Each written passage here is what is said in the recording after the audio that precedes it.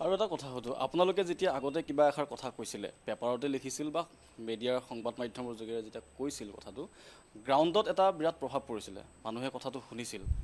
এতিয়া কোনো লেখক, বুদ্ধিজীৱী বা সাংবাদিকে কিবা কথা এষাৰ ক'লে তাৰ প্ৰভাৱ নপৰে, নাথাকে এটা প্ৰভাৱ, মানে মানুহে কথাটো নুশুনেও। এইটো কিয় হৈছে বুলি ভাবে? এনেকুৱা পৰিৱেশ এটা কিয় মই আহিল? যিটো আচলতে অলপ আগতে এই ক'লোঁ যে মানুহবিলাক গণবিচ্ছিন্ন হোৱাৰ কাৰণে নহয়, এনেকুৱা ঘটনা ঘটে। গণবিচ্ছিন্ন নহয়, মানুহক আমি সংগঠিত কৰিব পৰা নাই, মানুহক আমি আগুৱাই আনিব পৰা নাই। আৰু সেইটো কাৰণ মই কৈছোঁ যে সকলোৰে ভূমিকা লাহে লাহে দুৰ্বল হৈ আহিছে, কিছুমানৰ ভূমিকা শূন্য হৈ আহিছে। গতিকে এইটো কিন্তু চাব লাগিব যে সংবাদ মাধ্যমক তেওঁলোকে বহুতখিনি স্পেচ লৈ লৈছে, বিজ্ঞাপন ইটো সিটো। কিন্তু তুমি যদি চোৱা ছ'চিয়েল মিডিয়াৰ জোৰটো এতিয়া বহুত বেছি।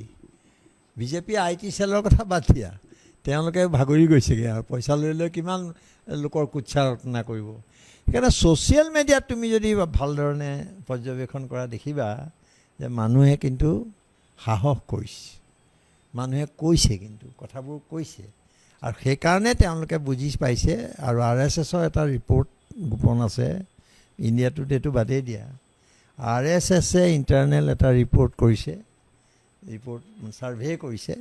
তাত তেওঁলোকে কিন্তু খুব সন্দেহ প্ৰকাশ কৰিছে হিমন্ত বিশ্ব শৰ্মাৰ নেতৃত্বত ২৬ৰ নিৰ্বাচনক লৈ। এইটো বৰ মই তোমালোকক এটা সাংবাদিক হিচাপে কথাটো ভিতৰুৱা কথাটো ক'লোঁ।